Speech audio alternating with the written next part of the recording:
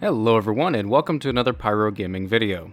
The Whisper of the Worm is a new exotic sniper rifle in Destiny 2 that is modeled after Destiny 1's Black Hammer and Black Spindle.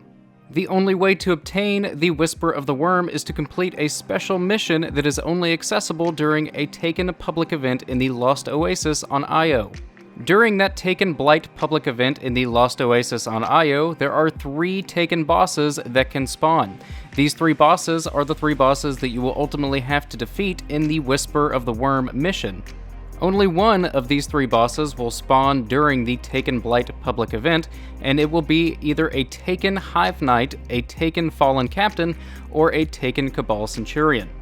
As I said, only one of these bosses will spawn during the Taken Blight public event, but all 3 of them will spawn in a different location.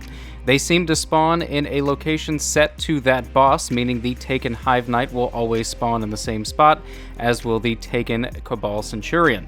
So, in order to find these Taken champions, quote-unquote, during this public event, you will have to go and check the 3 spots that they will spawn in.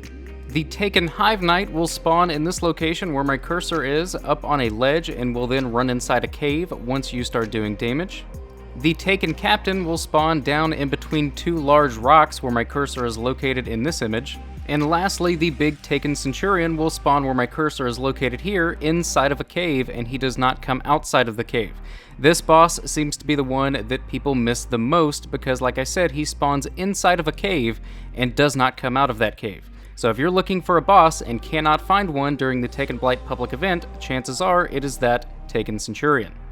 Now it's worth pointing out that it seems as though, regardless of where the public event takes place, regardless of where it starts, these bosses seem to spawn at random. You don't really know which one you're going to get, and that's why if you go check one place and it's not there, you need to go check the other 2 spawn locations for the other 2 bosses, because so far, there has been one of those 3 bosses in one of those 3 locations every single time I've done that public event. So if you can't find a boss, you're not looking in all of the places.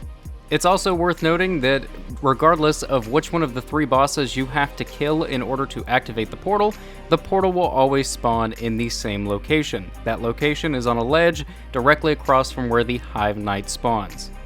So on to when the mission will be available again. A lot of people thought that it was going to be tied to the flashpoint on Io, since when the mission first popped up, it was during the Io flashpoint. However, Bungie has confirmed that this week the mission will be back.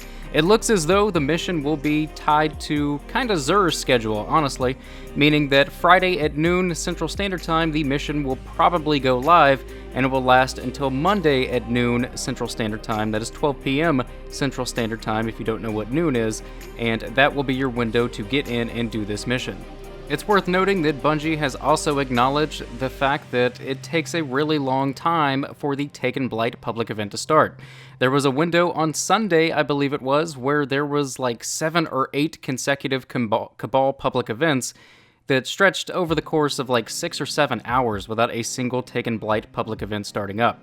So Bungie has acknowledged this, and they have even said that they're going to look at making it a more common public event and making it so that there's not just Cabal public events dominating the area. So now that we know how and when to activate the mission, let's go ahead and talk about strategy.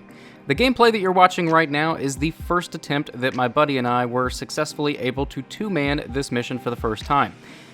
After completing the mission for the first time, we went back and perfected our strategy and even helped a few people get their Whisper of the Worm for the first time, finishing the entire strike with, at most, on our best run, 6 minutes left after we killed all 3 bosses.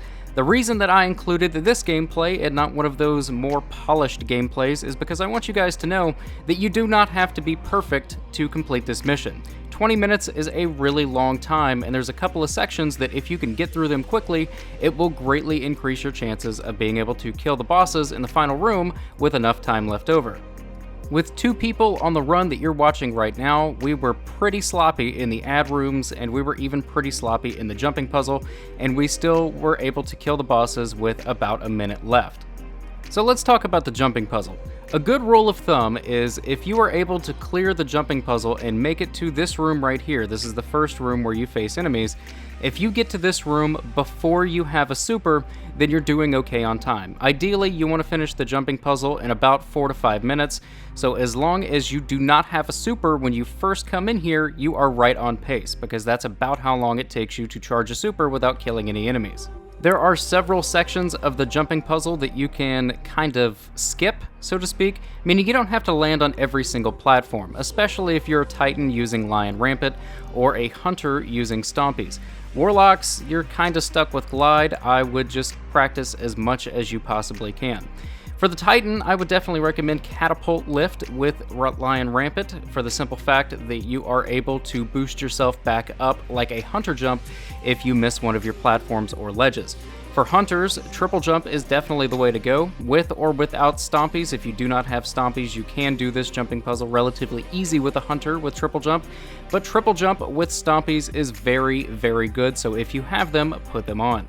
Now onto this room, which is the first room where you actually have to fight enemies. Using the two-man strategy, I feel like Titan and Hunter pair up the best.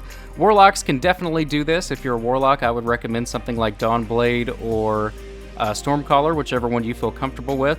Dawnblade might be a little bit better because there are a lot of Solar Shield Knights, but for Hunters, you pretty much want to stick with Arcstrider. It is very, very valuable for clearing adds and for staggering the bosses and stun locking them, and you do really good damage with it.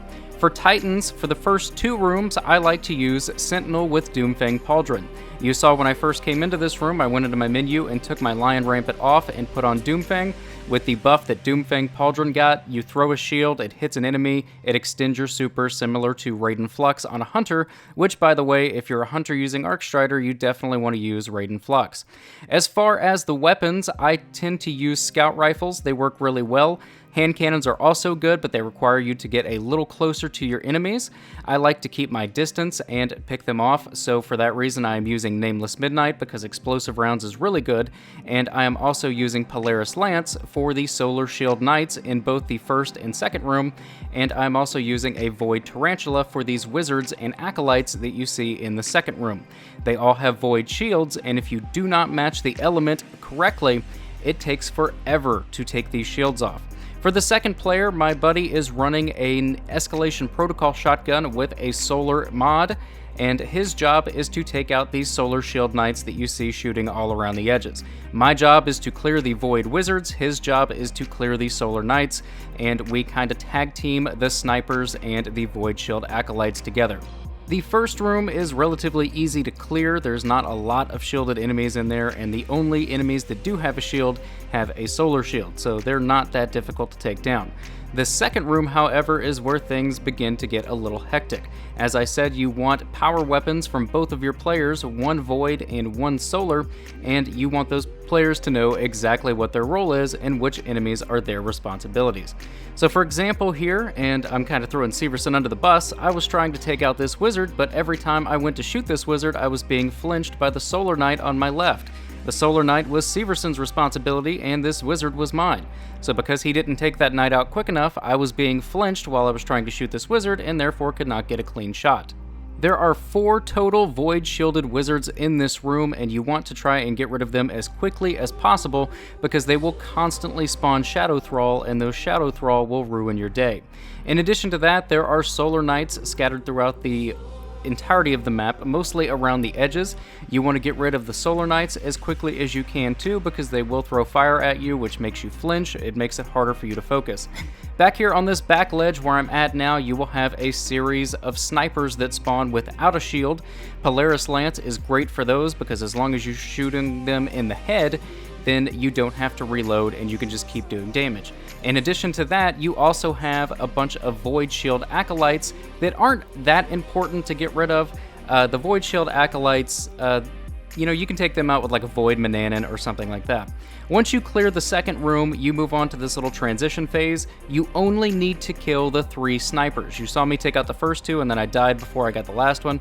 Once you take out the 3 snipers, then you can progress and drop down but I would recommend going ahead and taking out all of the other Taken enemies in that area too, because once you begin the boss encounter, you will still spawn up here and those enemies can kill you.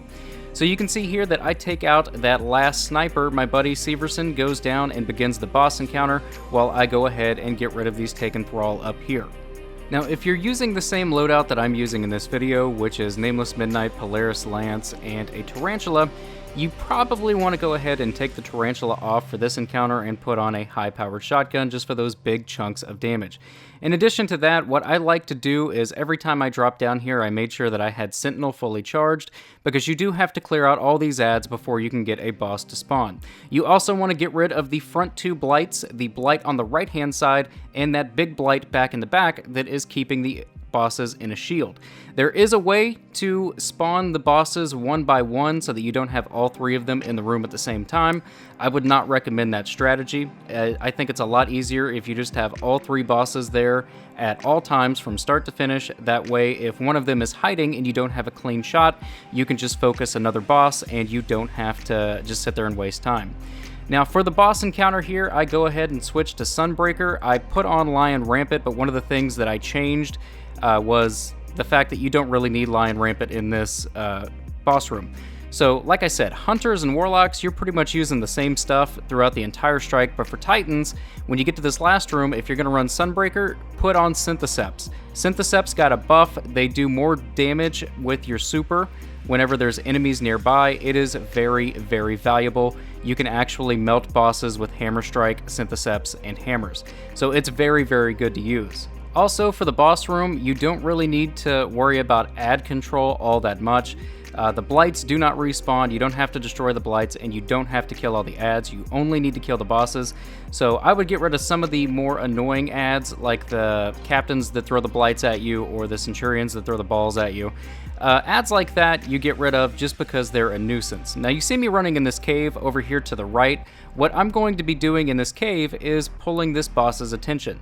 There are three bosses that spawn here. The Taken Knight will spawn on the left side, the Taken Centurion will spawn in the middle, and the Taken Captain will spawn over here on the right side. The Taken Captain is the most annoying boss out of the three. I would definitely recommend getting rid of the Taken Captain first and foremost, because he teleports all over the place. He constantly throws these blight balls at you and blinds you and does really, really, really big damage. So he is the most annoying one. You definitely want to get rid of him first. The other two bosses are relatively easy to manage. They just kind of stay on their sides. The Taken Captain, however, though, will go all over the place, and like I said, that's why you want to get rid of him first. The Taken Knight on the left and the Taken Centurion in the middle are both really good at just sitting away from a distance up top where you first drop in and picking them off with Polaris Lance. I would recommend using your super and your power ammo on this Taken Captain to get him gone as quickly as you can. After that, you can stay up here where I'm at now and work on the other two bosses, the boss on the left and the boss on the right. Polaris Lance is very good. The Escalation Protocol Shotgun is very good. Hammers are very good. Arc Strider is very good. For you Warlocks out there, for this final round, I might switch it up and go with Nova Bomb, for the simple fact that you do want some big damage chunks taken out of these bosses in a short amount of time. So like right there, I just went in and took off a third of his health in a couple of seconds. Those are the kind of big jumps that you want to get. Another thing that I want to point out is you need to really coordinate with your teammate, especially if you're trying to two-man this. This is not an easy activity to two-man. This is not something that everybody's going to be able to do after watching this video. But if you practice and you coordinate your supers, you coordinate your power ammo, you let your teammates know what you're doing, when you're going to make a rush, when you're going to hang back, when you're going to do what we're doing now, which is trying to finish this boss off with a team shot Polaris Lance. Again, Polaris Lance is very, very good for this, because you don't have to run out there and grab ammo nearly as much. And I'm going to give you guys another tip. If you run out of primary or energy ammo, or I'm sorry, kinetic or energy ammo, because it's Destiny 2, don't go running around trying to kill ads just to get your ammo back. Just take a death. You're only going to lose about 10 seconds, and when you come back in, you're going to spawn with full kinetic and full energy. So don't waste your time out there trying to kill a bunch of ads just to get a little bit of ammo back. Just run out there, let something kill you, and then you will respawn with full ammo. Now this strategy right here is one that is just so good for this. We're both up here, we're both relatively safe from the ads and the enemies, and you can see here that we're working on the left boss. The left boss will constantly walk behind that pillar. When he does, we switch our focus to the middle boss. We start shooting the middle boss until he goes back there behind his pillar, and then we go back to the left boss. This is really good because you're doing good damage and you're also not wasting any time. Now, if you're just sitting there watching that middle boss or that left boss and keeping your sights aimed back when he's hiding behind the pillar, you're wasting time. You want to constantly be doing damage to one of the bosses. This mission can be pretty challenging. For us to two-man it for the first time, it took us 5 attempts. Granted, those first 2 attempts, we were still learning the mechanics and everything, and we weren't really taking them all that seriously. But once we switched to Polaris Lance, once we switched to the EP shotguns, once we got our supers down and knew exactly what each other's roles are, we finished this one with, I think, about a minute left, and then the next one that we went in, we finished with 4 minutes left. The one after that was 5 minutes left. The one after that was 6. I mean, the more you do this, the better you're going to be at it. Like, the mission is kind of like a raid, you know? It's really difficult at first, but once you get the mechanics down, once you know where the ads are, once you know what you need to do, you can cruise, honestly. You can put it on cruise control and just run through it without even thinking about it. Now, that being said, don't get, all upset and bummed out when you fail. You're gonna fail. You're gonna fail a few times. Very few people are going to do this on their first attempt and actually finish it. I mean, even guys like Datto and Glad did it multiple times. So for the average player, you might have to run this mission 10 or 15 times before you finally get the Whisper of the Worm. You may be asking yourself, is it worth it? It absolutely is. It's one of the best DPS weapons that Destiny 1 or 2 has ever seen. It is 100% worth it. And it's going to be one of those weapons that not everybody's going to get. It's not going to be just handed to you like a regular exotic. It's something that you have to earn. It's a weapon that is meant to be a trophy. It's so that you can have it on in the tower, somebody can inspect you, and they know, like, oh, he completed that really hard mission, good for him. That's what this weapon is supposed to be. So if you want it, you need to just keep trying until you get it. And that is going to pretty much do it for this video, guys. That's everything that I can think of to help you guys out in this mission. Drop a comment in the box below. Let me know if there's any strategies that you have used that worked out really well. I'd love to hear them. But that's going to bring the commentary portion of this video to an end. Feel free to stick around and watch us get the final kills and get our Whisper of the Worm for the first time. I will talk to you guys in the next video. If you enjoyed this one, click like. If you're new to the channel, click subscribe. And if you are already subscribed, I fucking love you. Thank you guys so much for watching, and take care.